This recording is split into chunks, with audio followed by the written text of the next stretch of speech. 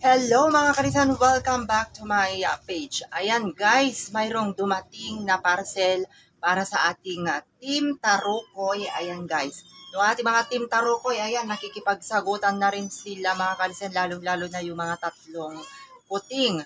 Ayan, ito yung panibagong parcel ng ating Team Tarukoy. Ayan, maraming salamat po sa nagbigay, naghatid. Dito lalo na yung ating rider na napakabait. Maraming salamat. Ayan. So, eto, ipapakita namin sa inyo sa aming unboxing para sa ating Team Tarokoy. Ayan, yung si Mama Orange. Ayan, gustong-gusto niyang ilabas yung kanyang anak.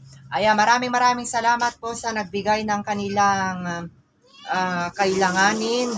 Ayan, ang ating team Tarokoy at sa mga ka-listeners dyan na patuloy na sumusuporta sa ating mga The Felicitas. Kung hindi dahil po sa inyo, wala po sila ngayon.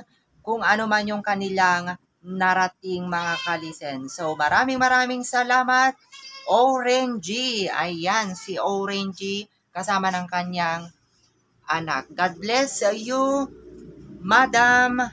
Ayan, kung sino ka man, thank you so much muli.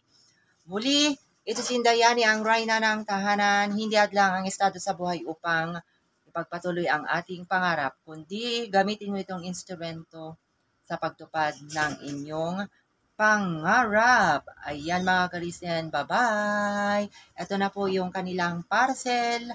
Bigla ang pagdating ng kanilang parcel ng ating mga Team Tarukoy. Bye-bye! Thank you so much!